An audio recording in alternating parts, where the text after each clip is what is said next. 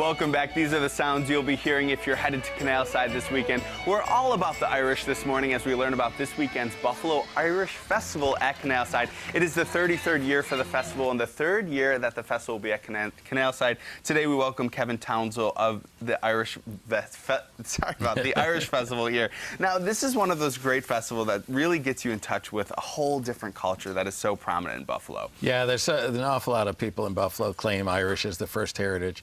And so once a year, we get together in the summer and celebrate for the weekend. So what can people expect then that if they're headed to the festival? Lots of music, Irish music, bands coming from Ireland.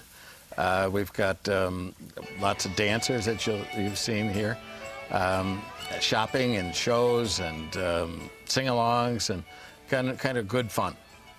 So why do you do this in the summer? Is there any reason behind that? Well, our famous holiday is March 17th, St. Patrick's Day, and it's more often than not a little bit cold. So to get together, there's a series of Irish festivals around the country, and we're one of them. And so the vendors and the musicians more or less tour festival to festival and kind of show off their wares.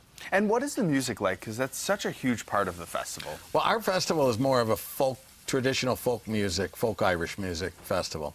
It's not a hard rock. But there's a good number of anything from traditional instrumental music to sing-alongs to the old drinking songs, and just runs the whole gamut. And this is the third year that you're at Canalside. What is this venue like for the festival? Canalside is great. You know, it's right on the water, which is so important. At the canal terminus, which was built largely by the Irish immigrants. So it's you've got room to move around and enjoy the weather, and which looks pretty good this weekend. And so it's a great place. We really love Canalside. Now, whenever I go to the festivals, be it the Italian festival, the Lebanese festival, or the Irish festival, I always look for the food. Yeah. So what kind of treats are people going to be able to indulge in? Well, the favorites are the corned beef and cabbage, shepherd's pie, Irish bangers, and as you could still get a hot dog and a hamburger if you like, but the good Irish salt potatoes, and they have to have potatoes, and Irish beer as well. Guinness, Harp, Smithwick's, Kilkenny, all the good beers. Well, I definitely, if I'm at the festival and see anyone with a hamburger or a hot dog, I'm gonna just tell them to put that down, grab some corned beef. We're looking at a panel right now with all of the details. Friday, August 22nd, Saturday, and then Sunday through the 24th. For more information, you can go to 716-743-9348 or www.buffaloirish.com/Irish Festival. Thank you, Kevin, so much pleasure. for coming Thanks over. for Now we're having going to us. send it over to Lauren, who's continuing this conversation with the Rinka na Tíorna dancers. What's going on over there, Lauren? I'm kind of upset that you're not in an outfit right now, too. Oh, I didn't have enough time to get changed, but maybe after the show I can try on one of your lovely outfits here. We're over with the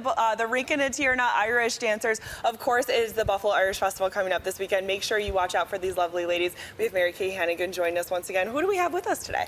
We have Katrina, Maeve, Katie, and Emily. And tell us about what they're wearing, because we've been talking about it all day. Oh, these are their championship level solo costumes. They designed them themselves. They're covered in Swarovski crystals. It's for impact on stage. And what have they been up to all summer? We know they've been traveling the We've world. been doing competitions. We just ran our own event last weekend, 2 weekends ago, up in Niagara Falls, our Fresh at the Falls. We came back from the Nationals, a very successful trip.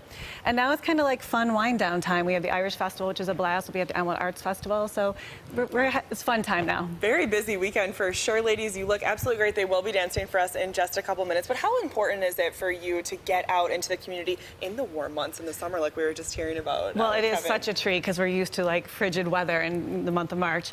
So this is really nice, and the kids have a blast. It's like they get to bring their friends. They don't have school, so it's really all about having a good time. Absolutely. Again, you guys look so great. They will be at the Irish Festival at Canalside this weekend. You'll also be, what day will you be there and what day will you be at Elmwood? We're going to be at the Irish Festival on Saturday at 5:30 and on Sunday at 3 o'clock, and at the Elmwood Arts Festival in the kids' tent at 10 a.m. And like we said, these lovely ladies with us right now are in their championship attire, but they'll be looking a little bit more uniform this weekend, Yes, right? they will. Okay, so what Definitely. will the performances be like? Our class costume is green and black, but these guys will be really casual to have like their t-shirts and yoga pants on to perform, because as lovely as these dresses are, they are velvet, and velvet in 80-degree weather is not really. Sorry, I had to just touch one, but yeah, it's really soft once I heard that. And that same it's with the velvet. hair. It's like it's so hot to wear the whole get up. So we try and make it simple and fun. Just But you'll change it see- up for the summer. That's great. Absolutely, That's yeah. really, really and nice. we'll have boys dancing, girls dancing, little ones, older ones. So it's a nice mix of what we offer. And we are headed back into the back to school season. Your classes are starting up again. If someone wants to get involved in classes, what will that